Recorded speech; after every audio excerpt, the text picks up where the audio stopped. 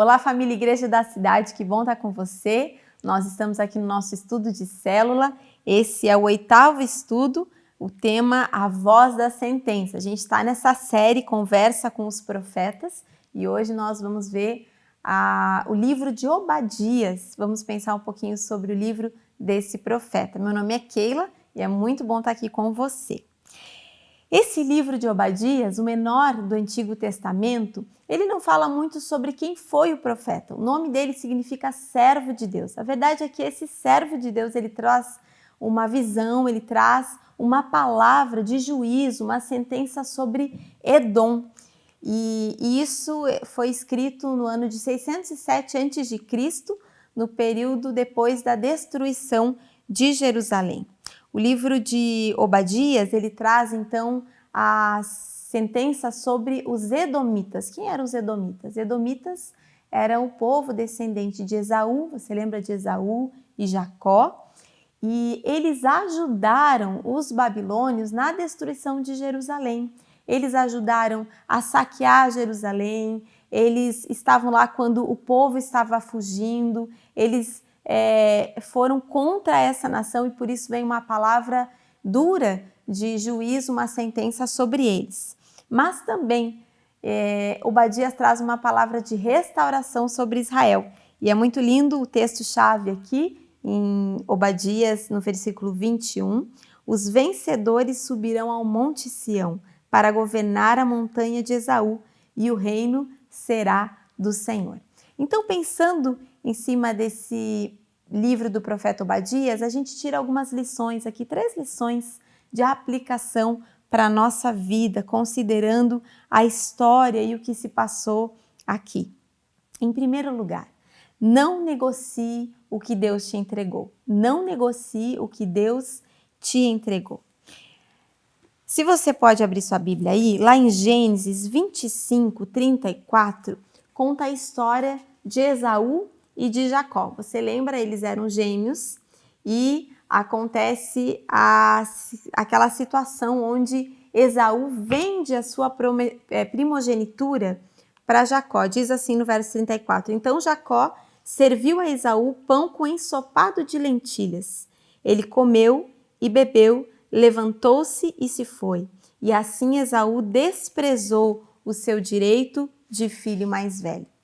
Essa história mostra então como Esaú ele abriu mão de algo tão valioso que Deus tinha dado para ele.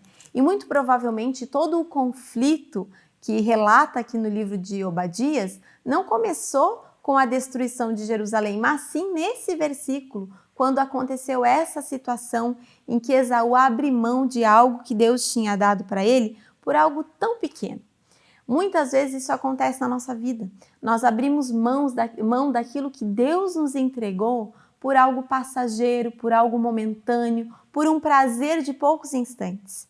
E nós precisamos aprender com essa história e entender que toda a decisão que nós tomamos hoje traz consequências para o nosso futuro, para os nossos filhos, para os nossos netos e quantas outras gerações para frente ainda podem sofrer consequências como nós vemos nessa história. Então nós precisamos tomar atitudes certas e não abrir mão de valores, de princípios, de direitos que Deus colocou nas nossas mãos. Hoje, quando a gente olha aqui para a história de Esaú e dos edomitas, fica evidente que nós não podemos abrir mão e que nossas escolhas precisam ser corretas diante de Deus. Não abra mão daquilo que Deus te entregou por algo passageiro. Coloque tudo diante do Senhor. O que Deus te entregou? O que tem de valor nas suas mãos? Então, faça bom uso disso, zele por isso e abrace aquilo que Deus colocou na sua vida. Em segundo lugar, liberte-se de sentimentos destrutivos. Em Obadias 1, no verso 12, diz assim, você não devia ter olhado com satisfação o dia da desgraça de seu irmão, nem ter se alegrado com a destruição do povo de Judá. Não devia ter falado com arrogância no dia da sua aflição. Esse versículo aqui, ele fala de como que Edom, os edomitas, eles olharam para Israel, que era o seu irmão, que era ali o seu país irmão, com tanto desprezo, não é? Israel viveu uma humilhação, uma vergonha muito grande quando Jerusalém foi destruída. Eles passaram ali muita dor, mas a maior dor deles, escrito aqui no livro de Obadias, não foi só por isso, foi porque os edomitas que tinham vindo da mesma linhagem, então eram parentes, eles se alegraram pela destruição de Israel. Eles ficaram felizes, eles foram lá e continuaram toda a destruição. E esse texto aqui fala que os edomitas eles não deveriam ter olhado assim. Nenhum de nós se alegra quando alguém da nossa parentela, né, da nossa família passa por uma situação difícil. E nós temos outras histórias na Bíblia que contam isso. Você lembra, por exemplo, de José e dos seus irmãos. Os irmãos de José venderam ele, traíram ele, não é? E não tiveram uma atitude correta com o seu irmão. Davi também, quando Davi foi lá e disse que ele lutaria com o gigante, os seus irmãos o desprezam. A Bíblia traz situações assim para mostrar que nas nossas famílias, às vezes no meio de nós estamos, não é o único lugar onde nós vamos sofrer esse tipo de sentimento, esse tipo de olhar das pessoas que estão ao nosso redor. Mas nós não precisamos viver com esses sentimentos destrutivos. Nós podemos nos livrar disso. Então, em primeiro lugar, nós precisamos apresentar as nossas dores a Deus. Deus tem a cura, o remédio, quando o nosso coração estiver muito apertado por algo que alguém fez contra nós, ou simplesmente porque alguém olhou para a gente com desprezo. Deus traz cura para o nosso coração, para as nossas feridas. Nós podemos descansar na confiança de que Deus está no controle de todas as coisas e tudo coopera para o nosso bem. Você lembra da história de José? José tem uma história tão significativa, mesmo depois de ter sido traído, ter sido levado como escravo. Lá em Gênesis 50, verso 19 e 20, diz assim: José, porém, lhes disse: não tenham medo, estaria eu no lugar de Deus? Vocês planejaram o mal contra mim, mas Deus o tornou em bem, para que hoje fosse preservada a vida de muitos. Então, diante de um sentimento destrutivo, lembre-se, Deus está no controle da sua vida e Ele faz todas as coisas cooperarem para o seu bem. Em terceiro lugar, confie na soberania de Deus. Obadias 1:21 diz, então, os vencedores subirão ao monte Sião para governar a montanha de Esaú, e o reino será do Senhor. Que lindo, não é? Diz, o reino será do Senhor. Mas não só isso, sabe? Esaú, o povo edomita, ele perdia então tudo aquilo que ele ostentava. O povo edomita, eles viviam no alto da montanha, na fenda das rochas, e eles pensavam ser intocáveis, eles eram orgulhosos e presunçosos. Mas aqui o que a gente vê é que, de fato, a soberba precede a ruína. Nós somos chamados a sermos humildes e entendermos que a soberania vem do Senhor, que o nosso coração possa permanecer sempre em humildade diante de Deus. Por mais alto que a gente chegue, maior do que tudo isso é o Senhor.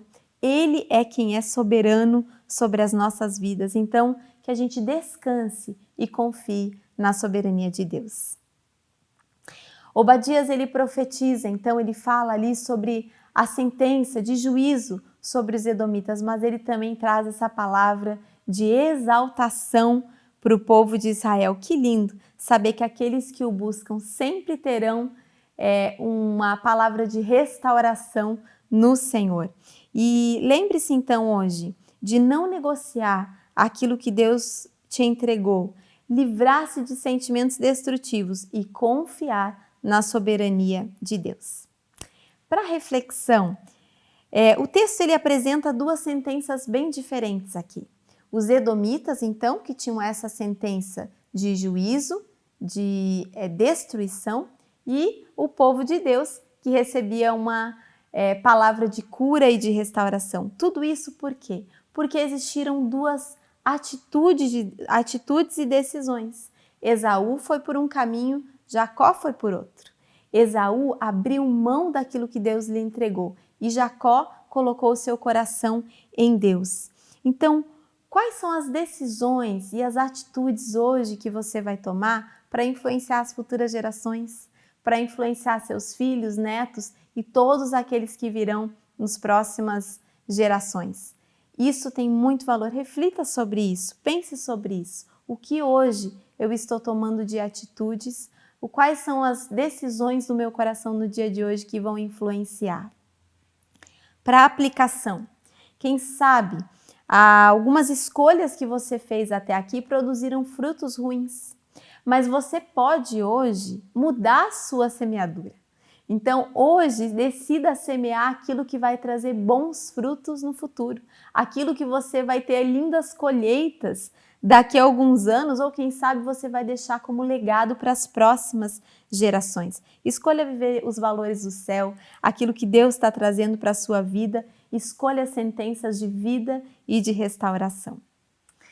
Eu quero te convidar também, nesse estudo de célula, a orar sobre isso. Em seu tempo de oração com o Espírito Santo, quem sabe com o seu tempo de oração na sua célula, você pode quebrar todas as sentenças de maldição que vieram sobre a sua família. Quem sabe lá atrás alguém tomou uma decisão errada, alguém teve uma atitude que não abençoou as próximas gerações.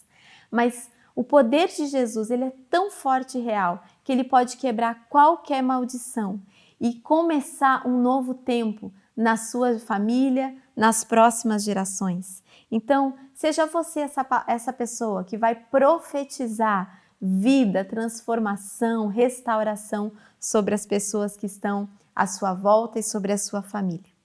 E para indicação, fica a leitura do livro de Obadias, 21 versículos. Rapidamente você pode fazer essa leitura, mas pedindo ao Espírito Santo que traga algo novo para a sua vida a partir disso. Nós estamos encerrando aqui, na próxima semana tem mais um estudo. Se você ainda não tem uma célula, você pode enviar um e-mail querocélula@igrejadacidade.org.br. Nós vamos entrar em contato com você e indicar uma célula para que você fique bem conectado com a gente, a nossa família Igreja da Cidade. Deus abençoe e que seja uma semana de ótimas decisões em Jesus para frutos eternos.